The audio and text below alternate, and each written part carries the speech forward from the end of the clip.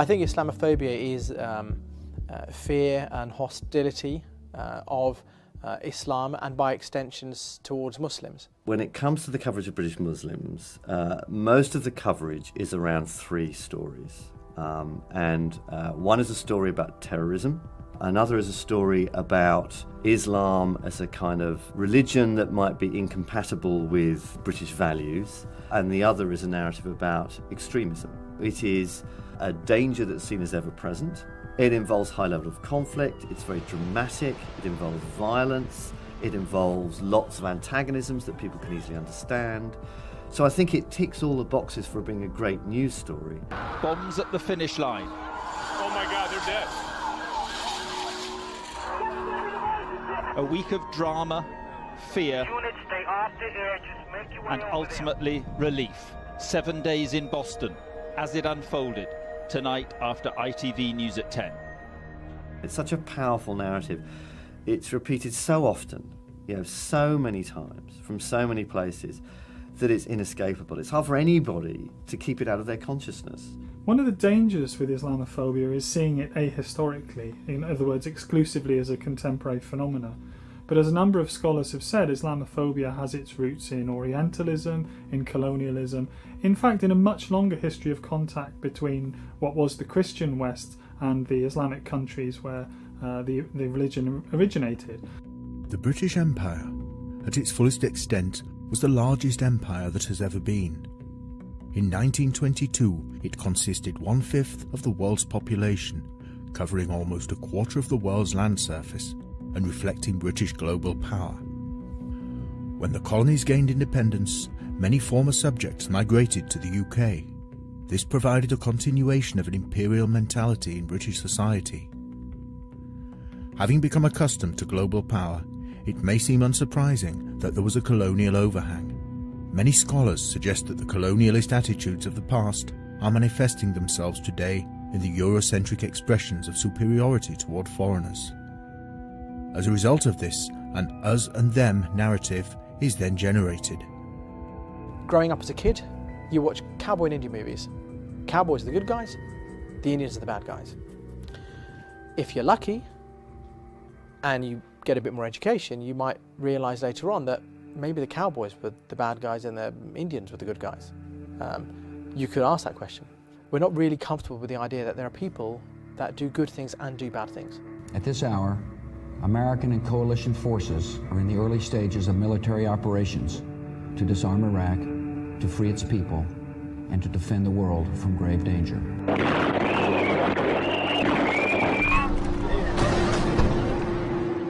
Despite George Bush's claims that the Iraq War was a crusade to fight for the freedom and democracy of the Iraqi people, the Iraq War killed over 100,000 civilians. Even today, drone strikes continue, with up to 128 deaths for each target. To show at the moment of decision that we have the courage to do the right things. How is it that when 1 million people die, for example, in Iraq, nobody's asking the question of condemn or condone?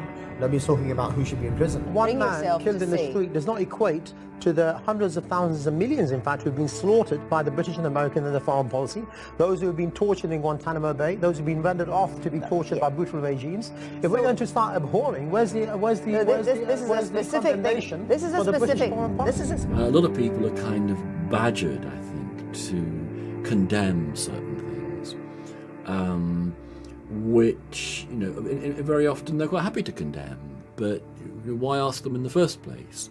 Television presenters seem to be obsessed at the minute with the gotcha question. How do you feel about the beheadings? I'm to be frank, I'm kind of appalled that you would ask me that question. Muslims are human beings as well. Don't be appalled. Just answer the question if you would, please, sir. I am. Muslims are human beings as well. We are shocked when we see beheadings. We're shocked when we see barrel bombs. We shouldn't have to justify our humanity by saying that I'm shocked by something as brutal as this. So your question is inherently Islamophobic and racist. Nonsense. Get over yourself. Who's responsible for these beheadings?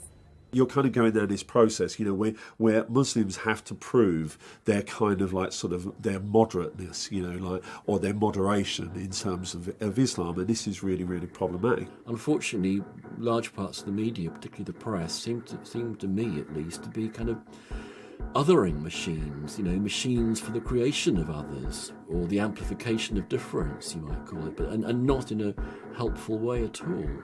I think now, if you took the word Muslim out and put in the word black or gay or woman, I just do not think you'd be allowed to say some of the things that you're allowed to say. Last week, Tony Blair called for a national debate on the place of Muslim culture in British society. The number of Muslim children growing up in England and Wales has almost doubled in a decade. One of the things the 2011 census showed was that the Muslim population of England and Wales had doubled in the last 10 years alone. I think it's a legitimate question for people and a legitimate story for newspapers to run to say, what are the effects of that going to be? Our one big question this morning is, does Britain have a problem with Muslims? Somebody once said to me, and I think it's quite correct, which is Muslims are the new blacks, as it were. What you have is, because the framing, it's again this kind of black and white. Are you a good Muslim or are you a bad Muslim? And let's be honest, we all know that the bad Muslims are really what all the Muslims are like, because of the way it's framed. I mean, stereotypes work when you don't have open-mindedness, and that's where you get a fixity of values and people don't trust each other. And I think trust is one of the biggest things in any society. And right now, in this society, we have a breakdown of trust at all levels. I think at the minute we see a media which is exclusive, which is very elite, and which peddles certain interests. A study in 2006 found that 84% of press coverage represented Islam and Muslims either as likely to cause damage or danger, or as operating in a time of intense difficulty or danger.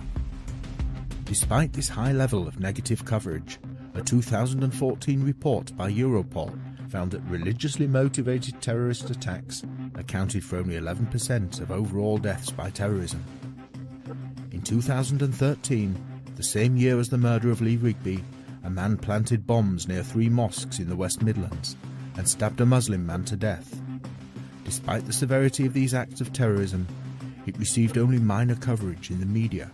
There's a lack of religious literacy amongst most of the public and lawmakers and media people and whoever it is, and so because of that, mistakes get made or presumptions happen, and so effectively there is far more interest in Islam. A sensational story, even if there is very little or in fact no grain of truth to it, can be reproduced and will kind of boost circulation or will grab people's attention. Norway is an enthusiastic member of NATO and is taking part in operations in Afghanistan and Libya. If this is found to be an Al-Qaeda plot, it may be because Norway is viewed as a softer target than the United States or Britain.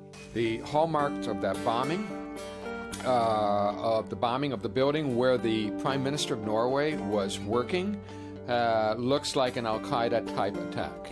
Another potential motive concerns the newspaper publication last year of a cartoon deemed highly offensive by Norway's growing Muslim community. Then there were worldwide protests causing many deaths, with some blaming the government for allowing it to be printed.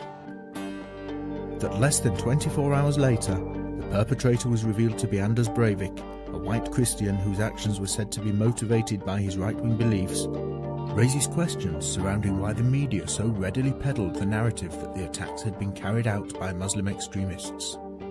The ethics and the morality of the media, I think what the Leveson inquiry sort of convinced us was that there was no ethics and there was no morality, right?